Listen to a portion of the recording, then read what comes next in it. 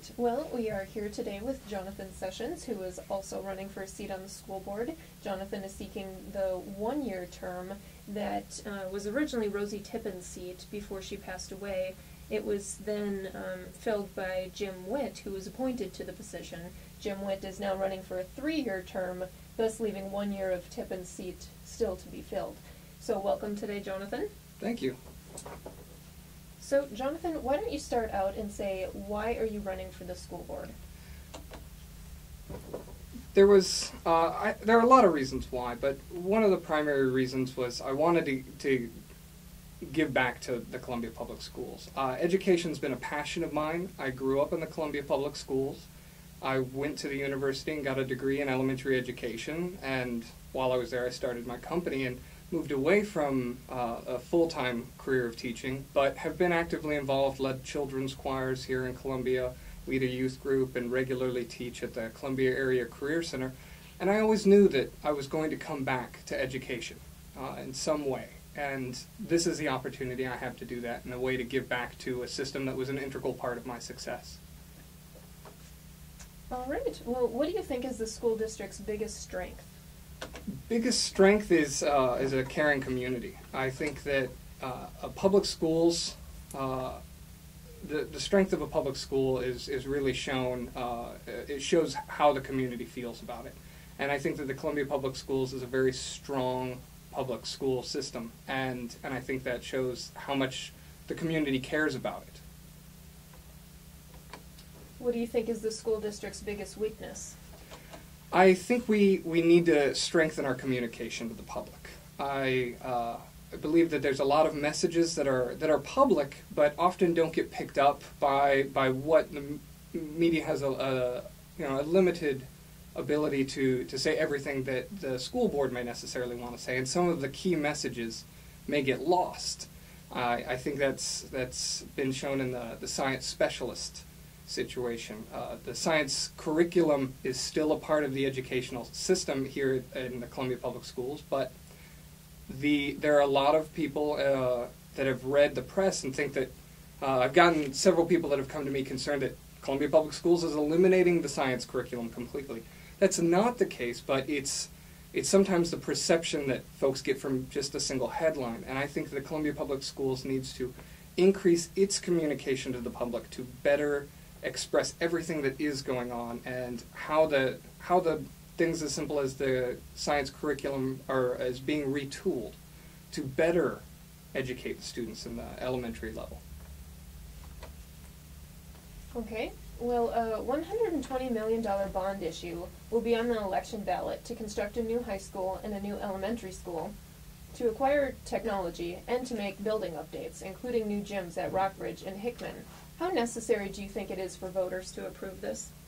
I think it's absolutely necessary. I think that it's important for voters to recognize the 2 key points, that this is a brick and mortar bond issue.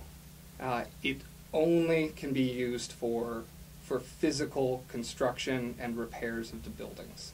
And not only that, it's a bond issue that will not increase taxes for the citizens.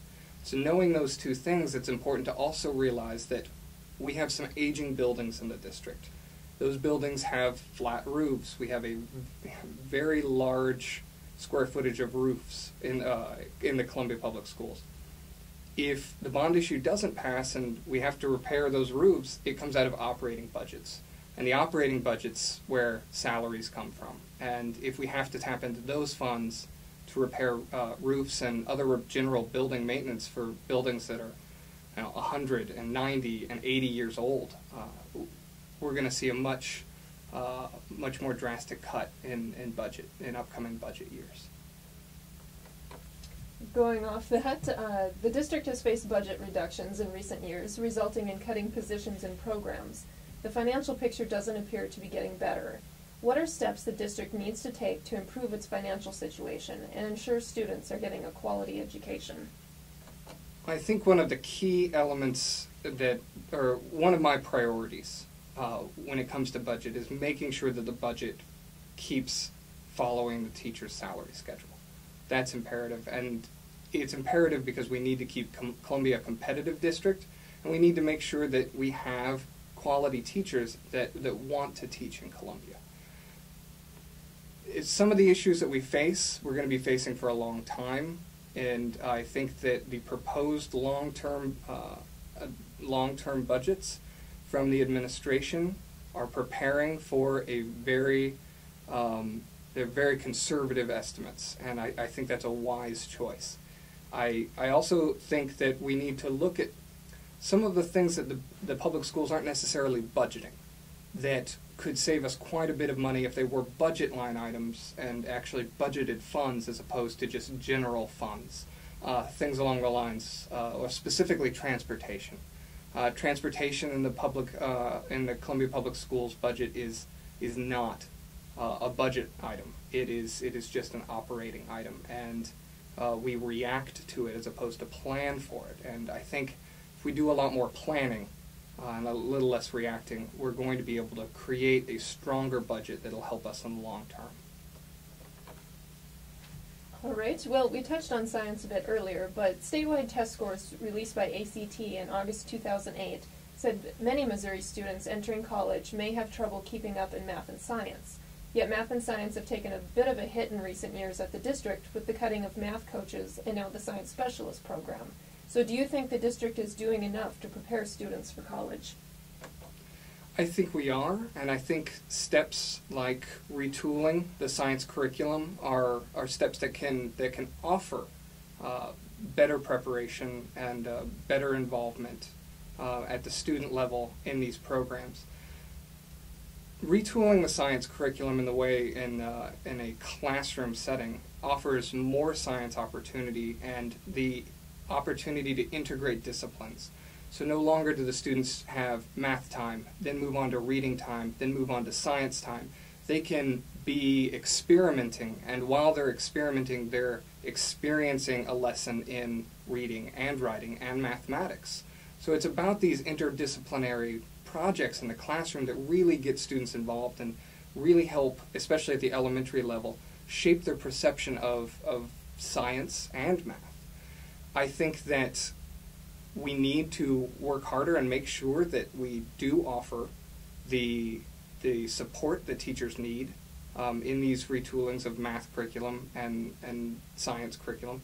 But I think we do need to step it up. I think there's been a lot of focus on math and literacy at the expense of social studies and science.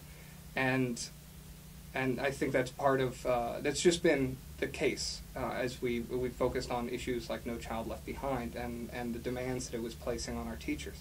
I think as we look at the bigger educational picture, we need to consider how we can teach math and literacy, but incorporate it into these other subjects so that our students are coming out with a more balanced understanding of all these subjects and have more opportunities to learn. You can learn two things at once as long as you give the students and the teachers the opportunity and the expertise and the support they need to do it.